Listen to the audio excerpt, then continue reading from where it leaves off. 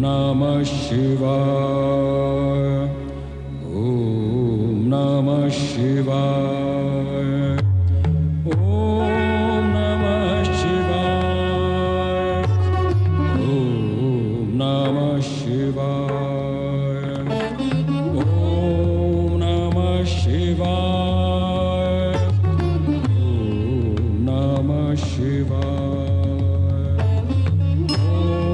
नमः शिवाय, ॐ नमः शिवाय, शिवाय, ॐ नमः शिवाय, ॐ नमः शिवाय,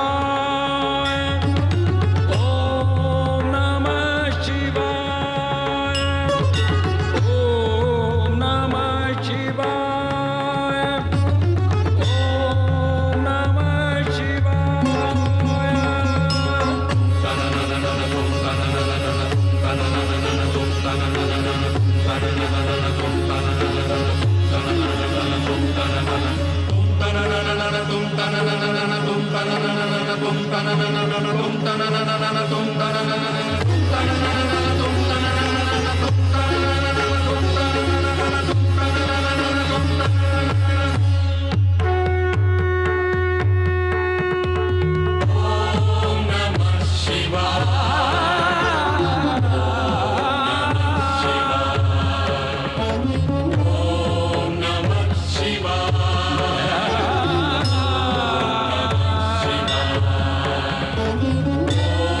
ॐ नमः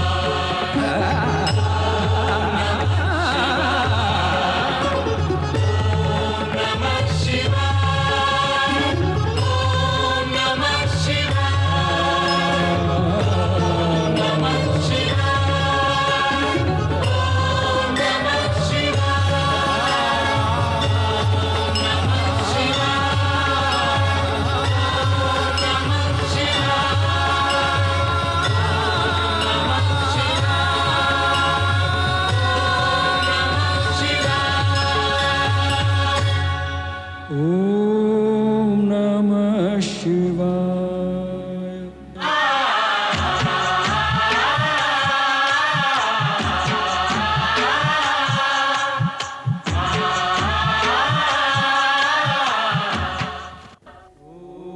मैं ओंकार हूं,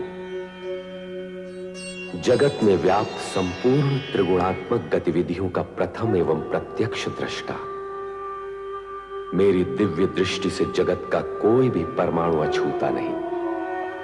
नृत्य गान के स्वरों से झंकृत इंद्र सभा के बाहर कामदेव देवर्षि नारद पर अपने बाणों का प्रहार करने को प्रस्तुत होते हैं, किंतु नारायण भक्त नारद कामदेव को रीति नीति के प्रसंग में भ्रमित कर काम बाण को संध्या जैसी सुपात्र के लिए उपयोग करने की मंत्रणा देकर अपनी सुरक्षा की व्यवस्था करने में सफल होते हैं। बाण से आहत संध्या काम पीड़ित और भ्रमित होकर भटकने लगती है। सम्मुख आए हर प्राणी को काम की दृष्टि से देखती हुई वो ब्रह्मा के समक्ष आती है। ब्रह्मा भी भावावेश में संध्या की ओर आकर्षित होते हैं। शिव जी नेत्र खोलकर स्थिति का भान करते हैं और ब्रह्मा को इस कुकृत्य व अनुचित आचरण के लिए प्रताड़ित करते हैं। यद्यपि यह अप्रिय घटना कामदेव के कारण ही घटित हुई, पर संध्या इससे प्रभावित होकर आत्मग्लानि की अग्नि में जलते हुए आत्महत्या तक करने के लिए तत्पर हो गई। ऐसी स्थिति में ब्रह्मा जी संध्या को इस मानसिक पीड़ा से उबारने के लिए वशिष्ठ को प्रेरित करते हैं कि वे संध्या को शिव साधना के द्वारा मुक्ति का मार्ग बताएं।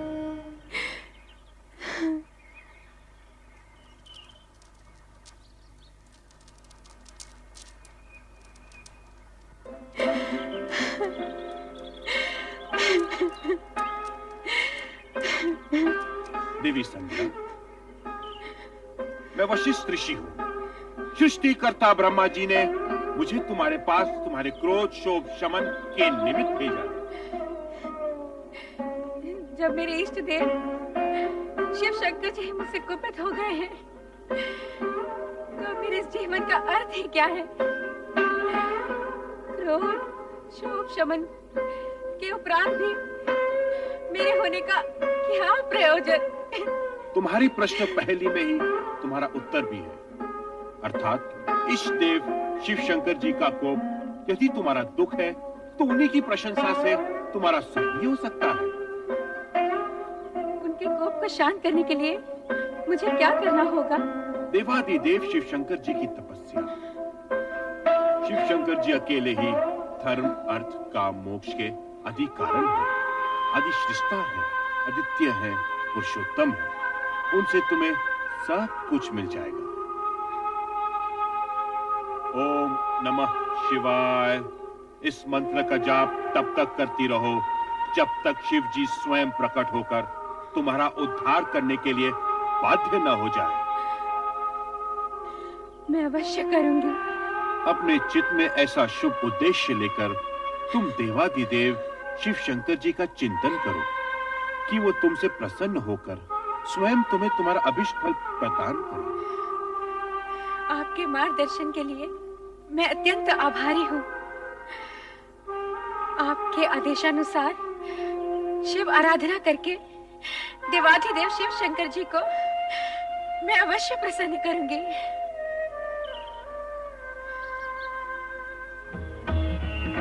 ओम नमः शिवाय।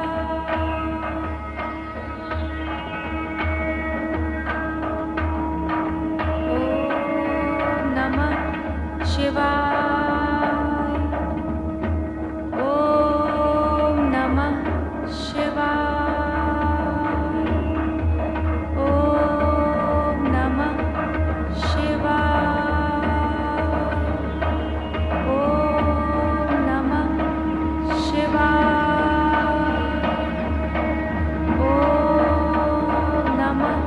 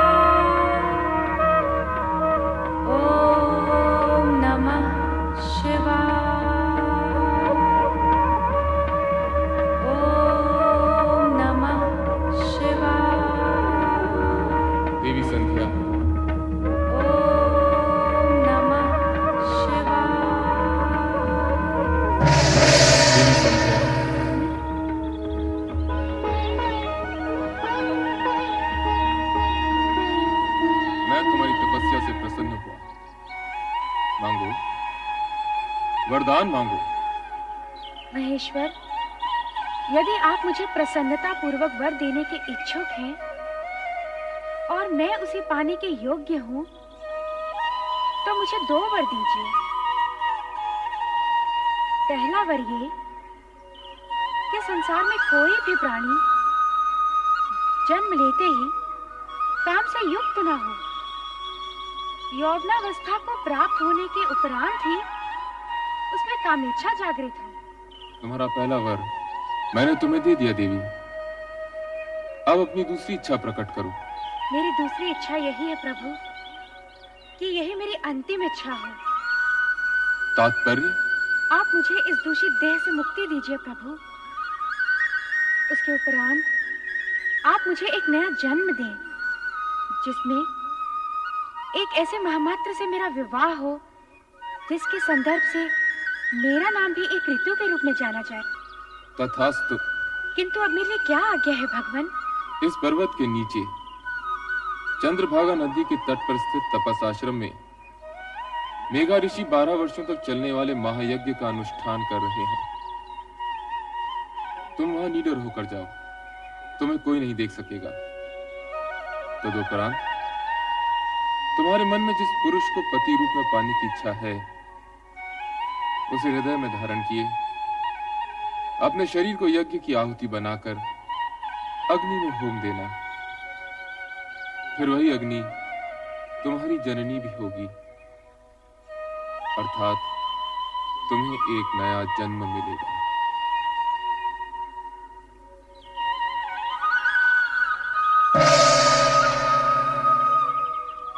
मेघा ऋषि, ओम आदित्याय नमः।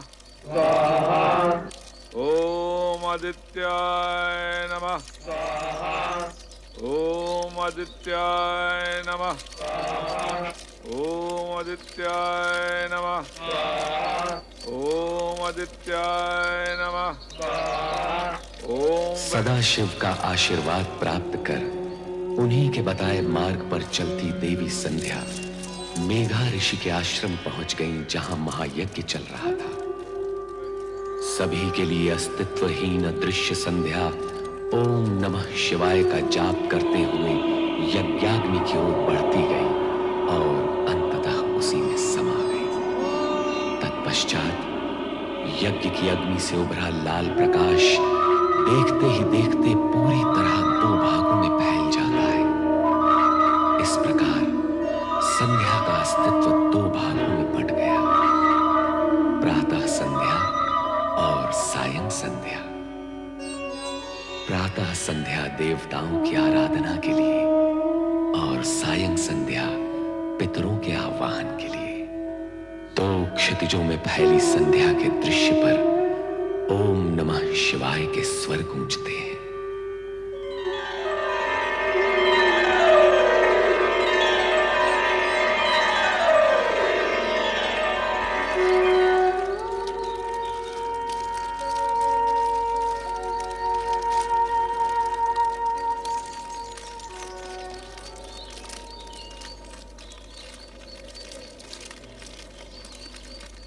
कौन है ये?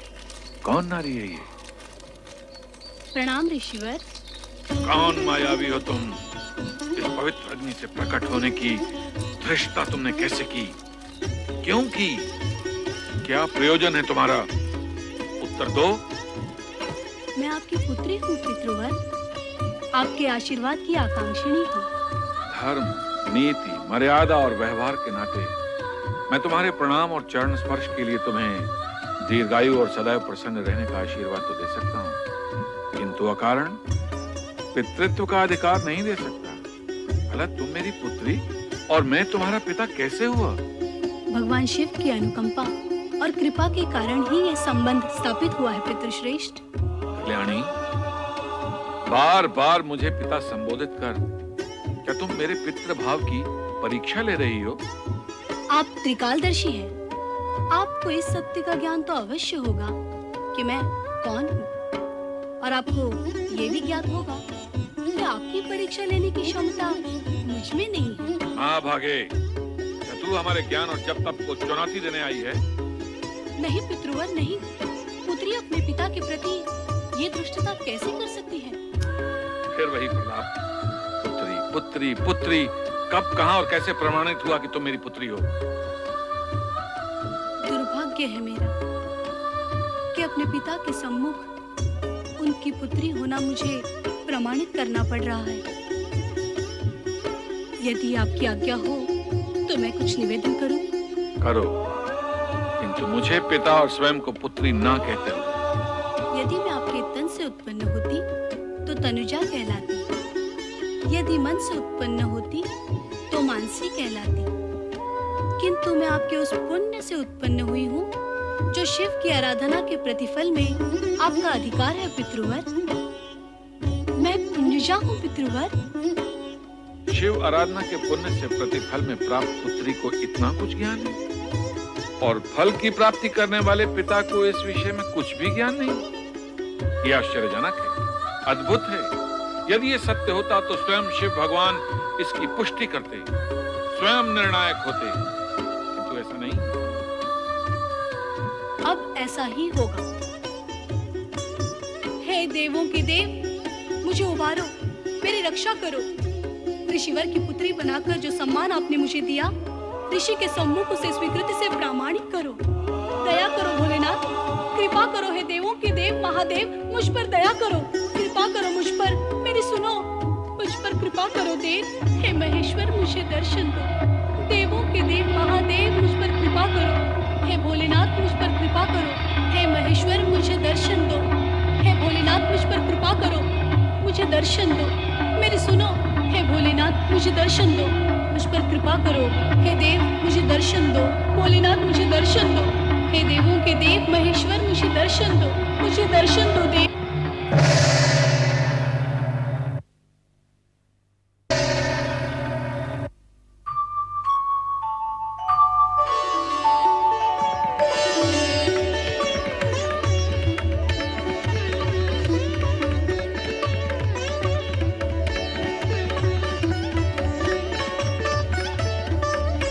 मेघऋषि, मेरा प्रकट होना पर्याप्त है अथवा भी आपको प्रमाण की आवश्यकता है?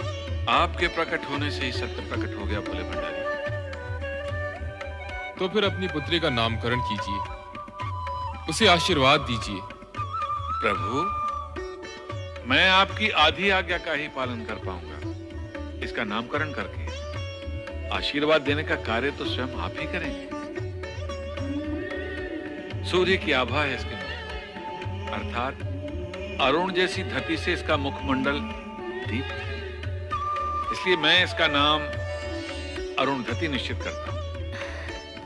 भगवान शिव शंकर की जय, देवी अरुंधति की जय, भगवान शिव शंकर की जय, देवी अरुंधति की जय। मेघा ऋषि, आपको देवी अरुंधति जैसी पुत्री प्राप्त हुई, इस सौभाग्य के लिए बधाई। अब इसका विवाह सप्त ऋषियों में विशिष्ट ऋषि वशिष्ठ के साथ कर इसके नाम को अमरता प्रदान करें। जो भगवान शिव शंकर की जय, भगवान शिव शंकर की जय, भगवान शिव शंकर की जय। देवादिदेव भगवान शिव का वरदान पाकर अरुंधति का भविष्य प्रशस्त हुआ और उनके वरदान स्वरूप ही सप्त ऋषियों में विशिष्ट ऋषि वशिष्ठ के साथ उनका विवाह निश्चित हुआ।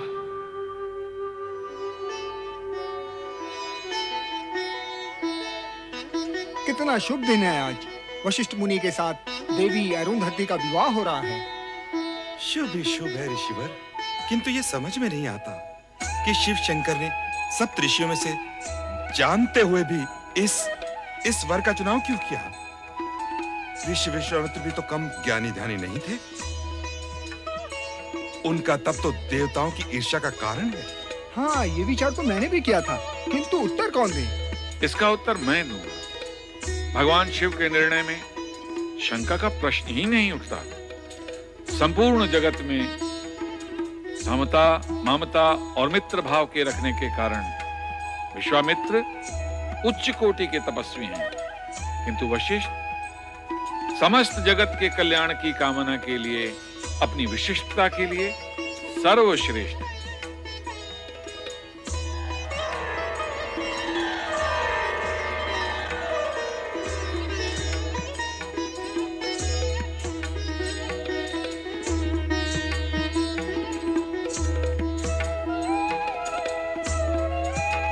हे प्रभु, इस शुभ घड़ी में आपके आगमन की हम व्यग्रता से प्रतीक्षा कर रहे थे। ऋषिवर, पुत्री अरुंधति को मंडप में लाइए।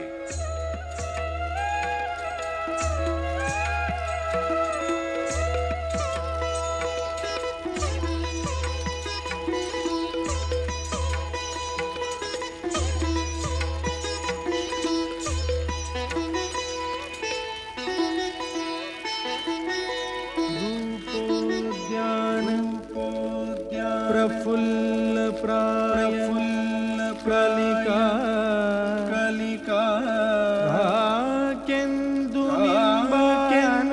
निंबानन तन्वंगी शुभाः सुरसिका सुरसिका क्रीडा संरतिः शोभावारिधिनि